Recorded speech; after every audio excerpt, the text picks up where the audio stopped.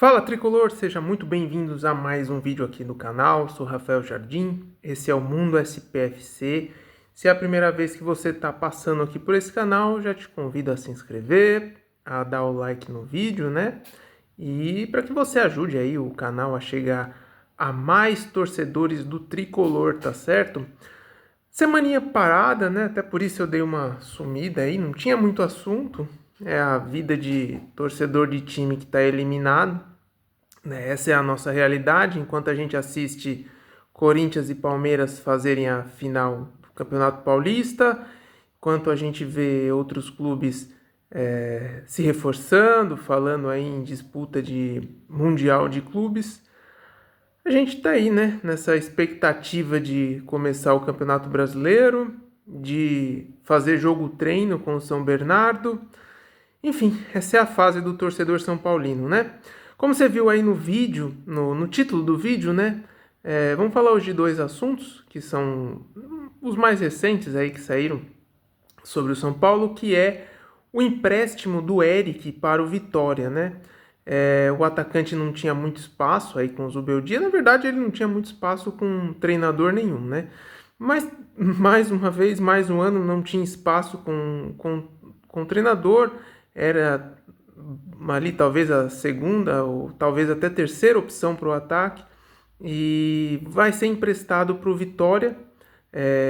O clube baiano vai arcar com 100% dos salários do Eric, então isso dá uma ajuda para o caixa do São Paulo, que aliás vem tentando abrir espaço aí no orçamento, né? Já saiu bastante jogador do elenco, né, para essa temporada. O clube, segundo algumas reportagens da imprensa, já conseguiu aí uma brecha de 1,5 milhão de salário por mês, né? Isso aí dá mais ou menos uns 13 milhões por ano, chutando, né? A gente não tem os números precisos, mas o São Paulo consegue mais esse orçamento. A gente não tem informação de quanto é o salário do Eric. Mas o fato é que é mais uma contratação que infelizmente não dá certo.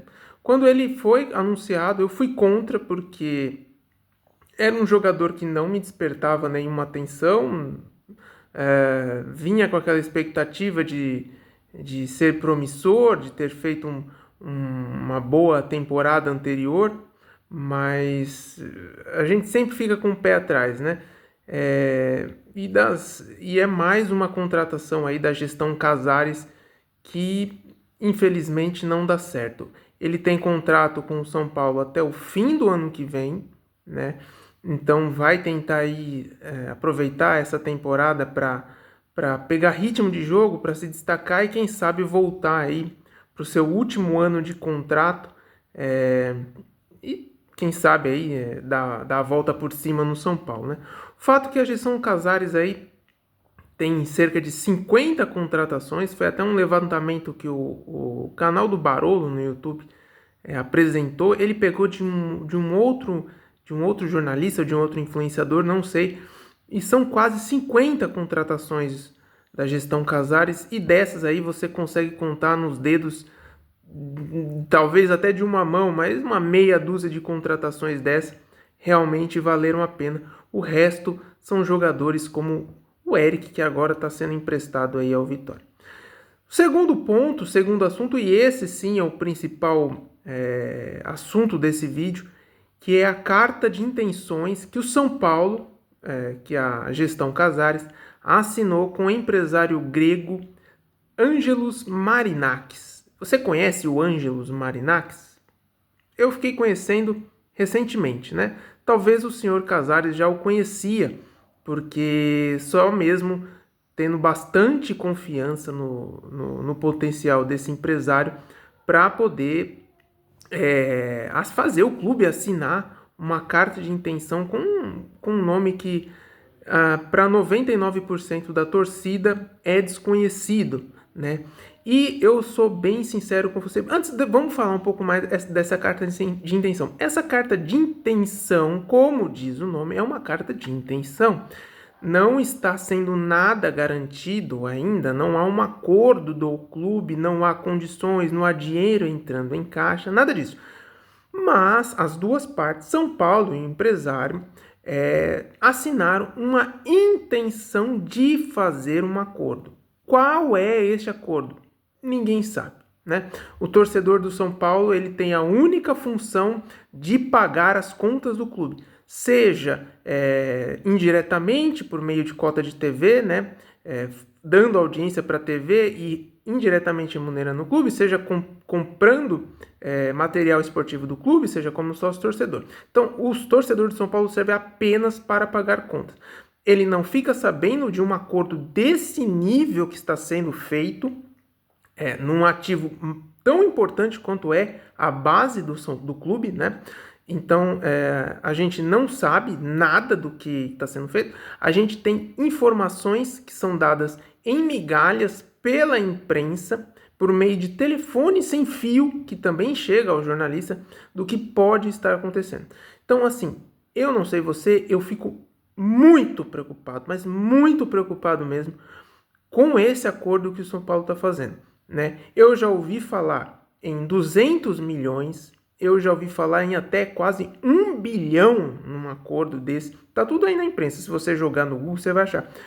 1 bilhão num acordo e, evidentemente, valores tão altos, seja 200 milhões, seja 1 bilhão, enfim. Não me parece que é um acordo que vai envolver somente a base, né? E aí a gente começa a ficar com o pé atrás se isso não é, eventualmente, um começo de transformação do São Paulo em SAF.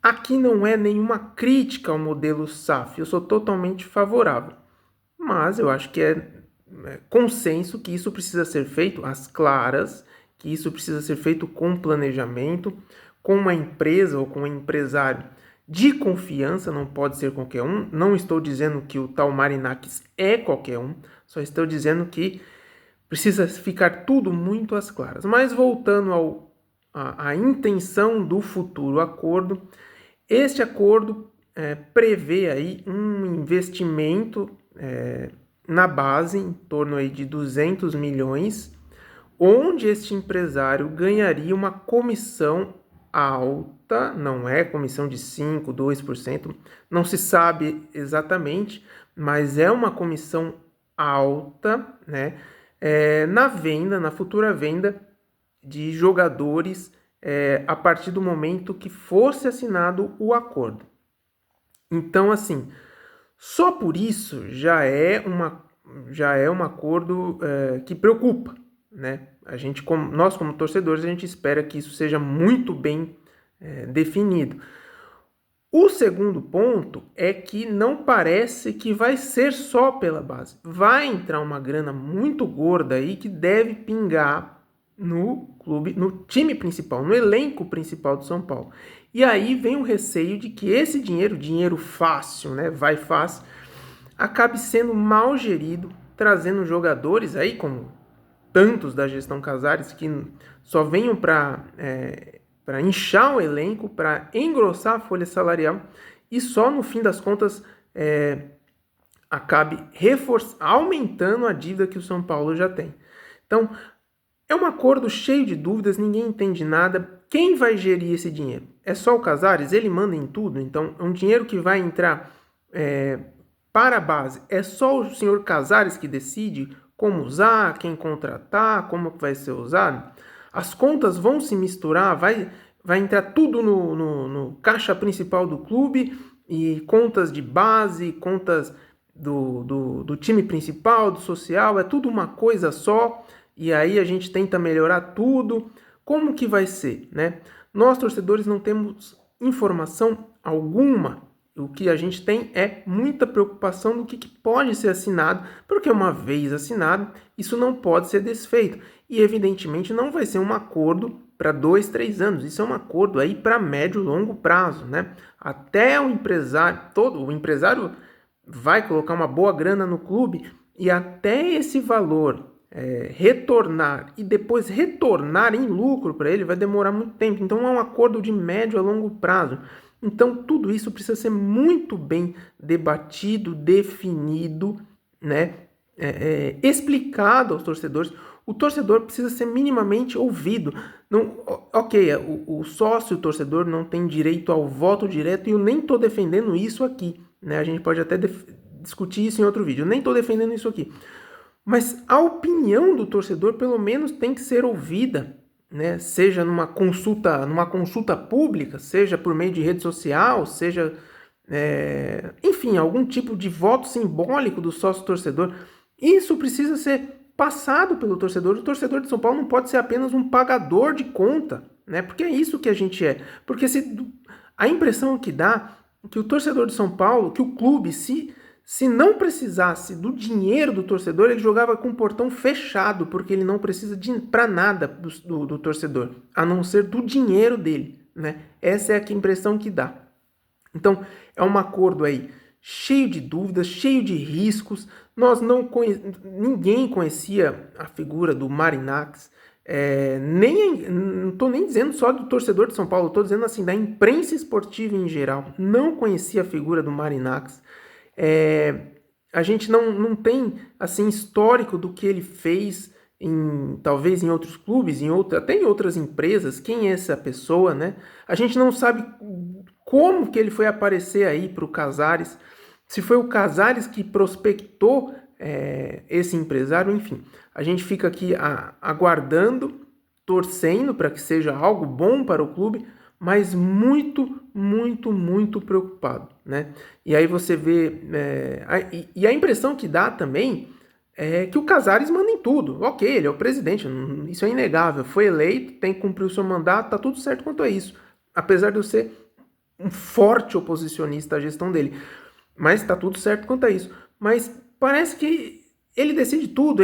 Se ele quer um acordo para a base, então ele vai lá, ele pega, ele faz, ele acha um empresário e agora ele quer contratar e ele contrata Rames Rodrigues, contrata não sei quem e agora não quer mais. Então, assim, a impressão que dá é que ele manda em tudo, né? Não há um filtro nas ações da diretoria do São Paulo. A oposição é nula, a gente sabe disso, né? Por N motivos é uma oposição nula, então fica uma diretoria que manda e desmanda no clube, o torcedor assiste, que é a única coisa que ele pode fazer, e enquanto isso a gente vê o clube aí com uma dívida na casa aí dos 800 milhões. A base do São Paulo, eu já falei até em outros vídeos, ela é o caminho para o clube equacionar as suas contas. A base do São Paulo deveria ter sido usado há muito tempo, desde da primeira gestão Casares, desde o primeiro mandato dele, deveria ter sido usado quando a dívida ainda estava muito menor, cerca de metade disso. Ela poderia ter sido usado formado atletas que pudessem compor o elenco e diminuir folha salarial para pagar as contas, mas não. A gente contratou jogadores para pro elenco principal, desperdiçamos nossa base, um monte de jogadores com talento não foram aproveitados. Estamos aí, né, com uma base sem identificação com clube e com uma dívida enorme, tá certo? Bom, o vídeo já tá longo. Se você chegou até aqui, te agradeço. Peço que você deixe seu like, se inscreva no canal. Eu volto ou amanhã ou depois, quando tiver uma notícia. Quando tiver notícia, né, nessa semana aí fria que a gente está tendo de informações sobre São Paulo. E, mais uma vez, vamos São Paulo!